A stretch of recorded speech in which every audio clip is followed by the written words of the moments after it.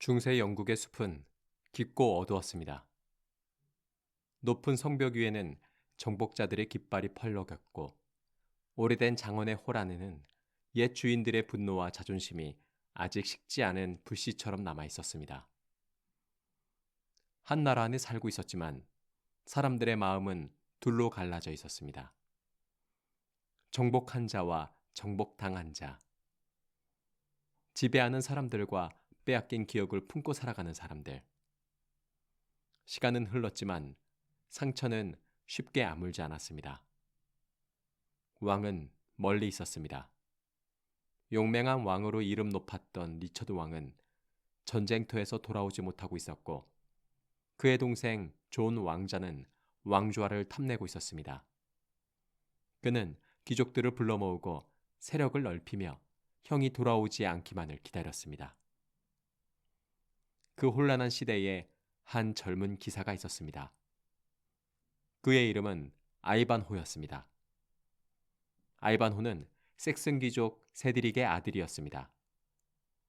그러나 그는 아버지의 뜻을 따르지 않았습니다.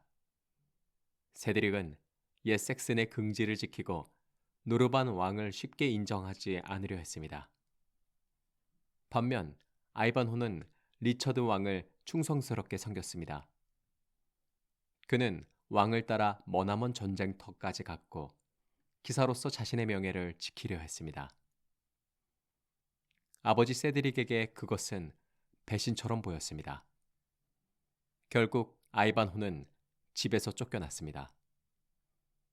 고향의 자리도 잃은 채 그는 전쟁터로 떠났습니다. 하지만 그가 마음속 깊이 간직한 사람이 있었습니다. 세드릭의 보호를 받고 있던 아름다운 여인, 로에나였습니다. 로에나 역시 아이반호를 사랑했습니다. 그러나 세드릭은 로에나를 다른 사람과 결혼시키려 했습니다. 그는 섹슨 왕족의 피를 이은 에서슬턴과 로에나를 맺어 옛 섹슨의 힘을 되살리고 싶어 했습니다. 사랑은 개인의 마음이었지만 그 시대에는 사랑조차 가문의 명예와 정치의 계산에서 자유롭지 못했습니다. 그러던 어느 날 세드릭의 집에 낯선 순례자가 찾아옵니다. 그는 먼 길을 걸어온 사람처럼 보였습니다. 옷차림은 초라했고 얼굴은 깊이 가려져 있었습니다. 누구도 그가 누구인지 알지 못했습니다. 하지만 그 순례자는 바로 아이반호였습니다. 전쟁터에서 돌아온 그는 자신의 정체를 숨긴 채 고향 땅을 밟았습니다. 아버지의 집에 돌아왔지만 아들로 인정받을 수는 없었습니다. 그는 낯선 손님처럼 조용히 머물렀습니다. 그날 밤 세드릭의 집에는 또 다른 손님이 머물고 있었습니다. 유대인 상인 아이작과 그의 딸 레베카였습니다. 당시 유대인은 영국 사회에서 의심과 멸시 속에 살아가야 했습니다. 필요할 때는 이용당했지만 사람들은 그들을 진심으로 받아들이지 않았습니다. 아이작은 늘 두려움 속에서 살아가는 사람이었고 레베카는 그런 아버지를 지키며 살아가는 지혜로운 딸이었습니다. 레베카는 아름다웠습니다. 그러나 그녀의 아름다움보다 더 빛나는 것은 마음의 강인함이었습니다. 그녀는 차가운 시선 속에서도 스스로를 낮추지 않았고 위험 앞에서도 쉽게 무너지지 않았습니다. 며칠 뒤 큰 기사 대회가 열립니다. 존 왕자를 비롯한 노르만 귀족들이 모였고 수많은 기사들이 명예를 걸고 창을 겨루었습니다. 그곳은 단순한 놀이의 장이 아니었습니다. 누가 더 강한가? 누가 더 높은 권세를 지녔는가? 그것을 보여주는 무대였습니다. 그때 정체를 알 수 없는 한 기사가 등장합니다. 그는 자신의 이름을 밝히지 않았습니다. 다만 스스로를 빼앗긴 권리를 가진 기사라 불렀습니다. 그 기사가 바로 아이반호였습니다. 아이반호는 갑옷 속에 얼굴을 감춘 채 경기장으로 나섰습니다. 그는 노르만 기사들을 차례로 쓰러뜨렸습니다. 그의 창끝은 흔들림이 없었고 그의 말은 바람처럼 달렸습니다. 사람들은 술렁였습니다. 도대체 저 기사는 누구인가? 그는 어떻게 저토록 강한가? 특히 아이반호는 거만하고 사나운 기사 부리앙과 맞섰습니다. 부리앙은 성전 기사단에 속한 강력한 기사였습니다. 힘도 뛰어났고 자존심도 강했습니다. 그는 누구에게도 쉽게 고개를 숙이지 않는 사람이었습니다. 두 사람의 대결은 치열했습니다. 마침내 아이반호가 승리했습니다. 하지만 그 역시 심한 상처를 입었습니다. 갑옷을 벗겼을 때 사람들은 그제야 그가 누구인지 알게 되었습니다. 그는 세드릭의 아들 아이반호였습니다. 로웨나는 놀라움과 기쁨, 걱정이 뒤섞인 마음으로 그를 바라보았습니다. 세드릭은 아들이 돌아왔다는 사실 앞에서 흔들렸지만 쉽게 마음을 열지는 못했습니다. 아이반호는 쓰러졌고 그의 목숨은 위태로웠습니다. 그때 그를 돌본 사람이 레베카였습니다. 레베카는 우술에 능숙했습니다. 그녀는 조심스러운 손길로 아이바노의 상처를 치료했습니다. 열에 시달리는 그를 지켜보며 밤을 새웠고 생명을 붙잡기 위해 온맘을 다했습니다. 아이바노는 레베카에게 목숨을 비쳤습니다. 레베카는 그를 돌보는 동안 점점 그에게 마음이 끌렸습니다. 아이반호는 명예롭고 용감했으며 고통 속에서도 자신의 길을 잃지 않았습니다. 하지만 레베카는 알고 있었습니다. 그의 마음은 자신을 향해 있지 않다는 것을. 아이반호의 마음에는 이미 로에나가 있었습니다. 그 사랑은 조용했지만 분명했습니다. 이후 이야기는 더 큰 위험 속으로 들어갑니다. 세드릭과 로에나, 에서슬턴, 아이작과 레베카는 길을 가던 중 노르만 기사들의 계략에 빠져 납치됩니다. 그들을 납치한 자들은 탐욕스럽고 잔인한 노르만 귀족들이었습니다. 프롱은 아이작에게 돈을 빼앗으려 했습니다. 드브라시는 로에나를 차지하려 했습니다. 브리앙은 레베카에게 집착했습니다. 그들은 납치한 사람들을 성 안에 가두었습니다. 성벽은 높았고 문은 단단히 닫혔습니다. 그 안에서 사람들은 각자의 공포에 마주해야 했습니다. 아이작은 고문과 협박 앞에서 떨었습니다. 그는 딸을 걱정했고 자신의 목숨도 두려워했습니다. 로에나는 드브라시의 강요를 받았습니다. 그는 그녀에게 결혼을 요구했지만 로에나는 굴복하지 않았습니다. 그녀의 마음은 아이반호에게 있었고 그녀는 권력 앞에서도 자신의 뜻을 꺾지 않았습니다. 레베카는 더 큰 위험에 놓였습니다. 브리앙은 그녀를 강제로 차지하려 했습니다. 하지만 레베카는 두려움 속에서도 의연했습니다. 그는 목숨을 잃을지언정 자신의 존엄을 빼앗기지 않으려 했습니다. 브리앙은 그런 레베카에게 더욱 흔들렸습니다. 처음에는 욕망이었습니다. 그는 레베카에게 강하게 끌렸지만 그것은 그녀를 존중하는 사랑이라기보다 집착에 가까웠습니다. 그러나 시간이 갈수록 그는 레베카의 강인함과 고결함 앞에서 내면의 균열을 견디지 못했습니다. 그는 그녀를 원했지만 동시에 그녀 앞에서 자신의 추한 모습을 보게 되었습니다. 한편 성 밖에서는 구출을 위한 움직임이 시작됩니다. 숲속에 무법자들이 나타났습니다. 그들을 이끄는 사람은 록슬리였습니다. 록슬리는 가난한 사람들을 돕고 부패한 권력자들에게 맞서는 인물이었습니다. 훗날 사람들에게 전설처럼 전해지는 로빈 후드의 모습이 그 안에 담겨 있었습니다. 그리고 그들 곁에는 또 한 사람의 낯선 기사가 있었습니다. 그는 검은 갑옷을 입고 있었고 자신의 정체를 밝히지 않았습니다. 하지만 그는 놀라운 힘과 용기를 지닌 사람이었습니다. 그는 바로 리차드 왕이었습니다. 왕은 아직 자신의 이름을 드러내지 않은 채 백성들 곁에서 직접 싸우고 있었습니다. 록슬리의 무리와 검은 기사는 성을 공격합니다. 성 안에서 불길이 치솟고 칼과 방패가 부딪히는 소리가 울려 퍼졌습니다. 갇힌 사람들은 구출을 기다렸고 성을 지키던 자들은 점점 궁지에 몰렸습니다. 프롱은 성원의 혼란과 불길 속에서 비참한 최후를 맞았습니다. 드보라시는 붙잡히고 결국 검은 기사가 리차드 왕이라는 사실 앞에 굴복합니다.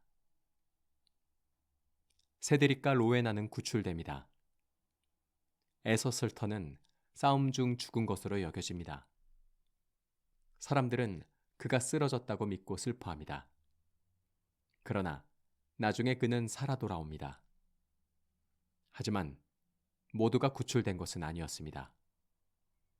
레베카는 브리앙에게 끌려가고 있었습니다. 브리앙은 레베카를 데리고 성전 기사단의 근거지로 향합니다.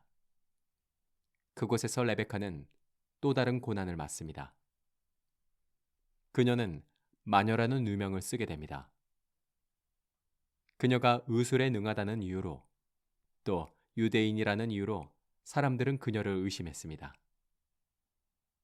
당시 사람들은 이해할 수 없는 지식과 능력을 두려워했습니다. 그리고 자신들과 다른 사람에게 죄를 씌우는 일에 익숙했습니다. 레베카는 억울했습니다. 하지만 그녀의 말은 쉽게 받아들여지지 않았습니다. 재판은 공정하지 않았습니다. 사람들은 이미 그녀가 죄인이라고 믿고 있었습니다. 그녀의 지혜도 선함도 생명을 살리려 했던 손길도 모두 의심의 대상이 되었습니다. 결국 레베카는 결투 재판을 요구합니다. 그 시대에는 신이 옳은 자의 편에 선다고 믿었습니다. 누군가 그녀를 대신해 싸워 이기면 그녀의 결백이 인정되는 방식이었습니다. 하지만 누가 그녀를 위해 싸워줄 수 있을까요? 그녀는 유대인이었습니다. 힘 있는 귀족들도 기사들도 그녀를 위해 목숨을 걸려 하지 않았습니다. 그때 아이반호가 이 소식을 듣습니다. 그는 아직 상처가 완전히 낫지 않았습니다. 몸은 약했고 싸움에 나서기에는 위험했습니다. 하지만 레베카는 그의 생명을 구해준 사람이었습니다. 또한 그녀는 죄가 없었습니다. 아이반호는 결투장으로 향합니다. 그의 몸은 흔들렸지만 마음만은 물러서지 않았습니다. 그가 도착했을 때 사람들은 놀랐습니다. 부상당한 기사가 이 싸움에서 이길 수 있을 것이라 생각한 사람은 거의 없었습니다. 레베카의 상대는 브리앙이었습니다. 브리앙은 강한 기사였습니다. 정상적인 싸움이라면 아이반호에게 승산은 거의 없었습니다. 하지만 브리앙의 마음은 이미 무너져 있었습니다. 그는 레베카를 향한 욕망과 집착, 기사단에 대한 의무, 그리고 뒤늦게 깨어난 양심 사이에서 갈라지고 있었습니다. 결투가 시작됩니다. 두 기사가 말을 몰고 서로를 향해 달려갑니다. 아이반호는 약했습니다. 그의 창 끝에는 힘이 부족했습니다. 그런데 놀라운 일이 벌어졌습니다. 브리앙이 제대로 싸우기도 전에 말에서 떨어집니다. 그는 아이반호의 강력한 공격에 쓰러진 것이 아니었습니다. 그의 마음속 갈등과 격정이 그를 무너뜨린 듯 했습니다. 그는 죽음을 맞습니다. 레베카는 구원을 받습니다. 그녀는 결백을 인정받고 죽음의 위기에서 벗어납니다. 이제 이야기의 마지막 장이 열립니다. 리처드 왕은 자신의 정체를 드러내고 존 왕자의 음모를 누르며 흔들리던 왕의 권위를 다시 세웁니다. 왕이 돌아왔다는 사실은 영국의 권력 구도를 뒤흔듭니다. 존 왕자를 따르던 귀족들은 두려움에 빠지고 왕을 배신하려 했던 계획은 무너집니다. 리처드 왕은 강한 사람이었지만 동시에 관대한 면도 지니고 있었습니다. 그는 모든 사람을 무자비하게 처벌하지는 않았습니다. 그러나 왕이 돌아온 이상 존 왕자가 마음대로 나라를 흔들 수는 없었습니다. 세드릭도 편합니다. 그는 오랫동안 노르만 왕을 따르는 아들을 받아들이지 못했습니다. 하지만 아이반호는 비겁한 사람이 아니었습니다.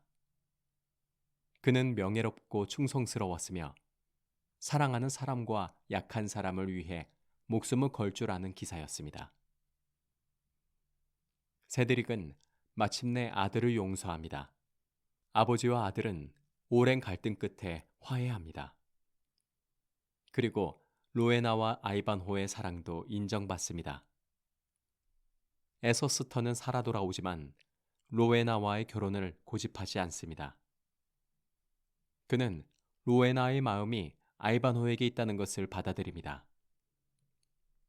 그가 물러서면서 세드릭이 꿈꾸던 섹슨 왕통 회복의 계획도 사실상 끝나게 됩니다. 아이반호와 로에나는 결혼합니다. 그 결혼은 한 남자와 한 여자의 사랑만을 의미하지 않았습니다. 오래된 민족 갈등이 조금씩 누그러지는 상징이기도 했습니다.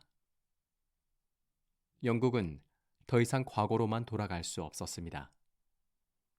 정복의 상처는 남아 있었지만 그 안에서 새로운 질서가 만들어지고 있었습니다. 하지만 모든 사람에게 완전한 행복이 찾아온 것은 아니었습니다. 레베카는 아이반호를 사랑했습니다.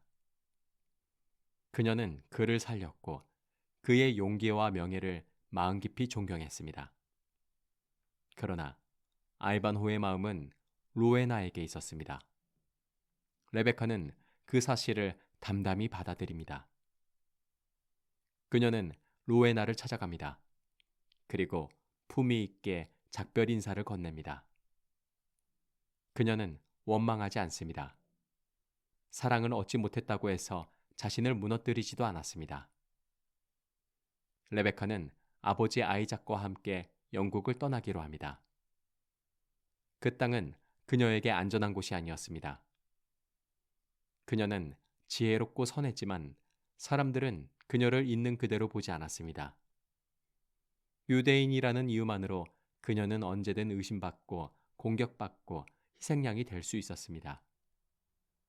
그래서 레베카는 떠납니다. 그녀의 떠남은 조용하지만 깊은 여운을 남깁니다. 아이반호와 로에나의 결혼은 밝은 결말처럼 보입니다. 리처드 왕의 귀환도 정의로운 질서의 회복처럼 보입니다. 세드릭과 아이반호의 화해도 따뜻한 마무리입니다. 그러나 레베카의 뒷모습은 우리에게 묻습니다. 정말 모든 것이 해결되었는가? 힘 있는 사람들의 갈등은 끝났을지 몰라도 약하고 처벌받는 사람들의 고통은 아직 끝나지 않았습니다. 아이반호는 기사와 왕, 사랑과 결투가 등장하는 모험 이야기입니다. 하지만 그 안에는 더 깊은 질문이 들어 있습니다. 명예란 무엇인가? 충성이란 무엇인가? 사랑은 언제 아름답고 언제 이기적인 욕망이 되는가? 사람은 자신과 다른 이를 어떻게 대해야 하는가? 아이반호는 용감한 기사입니다. 하지만 이 이야기에서 가장 고결한 인물은 어쩌면 레베카일지도 모릅니다. 그녀는 검을 들고 싸우지는 않았지만 두려움 앞에서 무너지지 않았습니다. 그녀는 사랑을 얻지 못했지만 사랑 때문에 자신을 잃지 않았습니다. 그녀는 차별받는 자리에서도 인간으로서의 품위를 지켰습니다. 중세의 성벽은 무너지고 왕은 돌아오고 기사는 사랑을 얻습니다. 그러나 가장 오래 남는 것은 조용히 떠나는 레베카의 모습입니다. 그녀는 패배한 사람이 아니었습니다. 그녀는 자신을 지킨 사람이었습니다. 그리고 아이반호는 그 뒷모습을 통해 화려한 기사도의 세계 뒤편에 남겨진 사람들의 아픔까지 함께 보여줍니다. 이 이야기가 오래도록 읽히는 이유는 바로 그 때문입니다. 칼과 방패의 시대는 끝났지만 사람들 사이의 편견과 갈등은 아직 완전히 사라지지 않았습니다. 왕이 돌아오고 기사가 승리하고 사랑은 이루어져도 우리가 끝까지 기억해야 할 것은 한 사람의 품위와 정의입니다. 이것이 아이반호가 남긴 가장 깊은 울림입니다. 지금까지 무엇이든 내레이션이었습니다.